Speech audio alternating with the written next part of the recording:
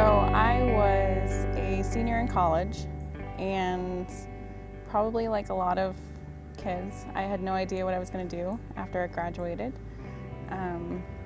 But I had the opportunity to go to Sierra Leone, West Africa on a short-term mission trip.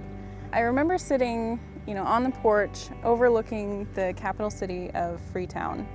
And, there's just millions of people there and the noise is incredible, but I was kind of removed from that. And I was journaling and just asking, that question of like, I'm in Africa. How in the world did I get here? What am I doing here? And I remember very clearly just this voice that said, stop, it's okay.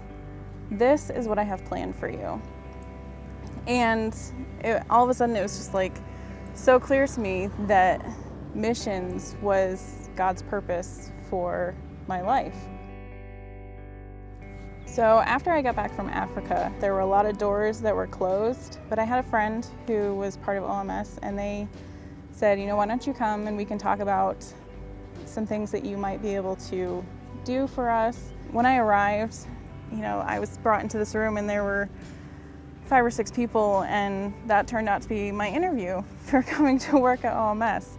Over the course of the conversation, I mentioned that I had been the editor of my school newspaper.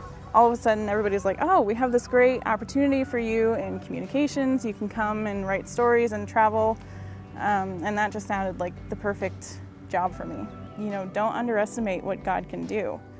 He knows exactly what He's doing and where He needs you to be, and you just have to follow through.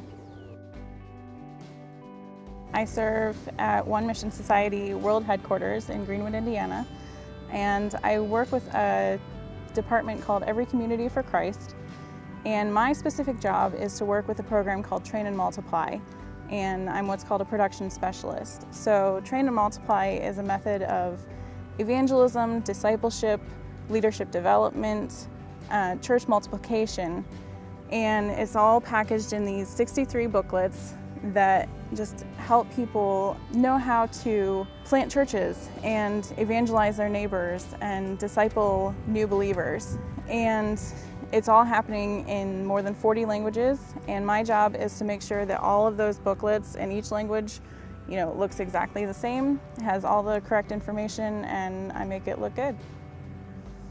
A few years ago, I was on a trip to South Asia, and literally, I saw entire villages that had come to know Jesus Christ, and I was physically watching hundreds of people being baptized. And, South Asia is one of the biggest users of Train and Multiply, and so just being there and seeing that, I was thinking, wow, this has a tremendous impact on people's lives. And God is really doing just amazing things through these people. With Train and Multiply, we're asking people, what might happen if you supported it, if you used it. And just personally, I know what has already happened in my life. And it is all thanks to, you guys who have contributed financially, who have prayed for me, and just those of you who have just really, taken an interest in my ministry. And so I really appreciate that. And I would just challenge you to ask yourselves, what might happen if you got further involved in this, if you really explored all that, God wants you to do for your life.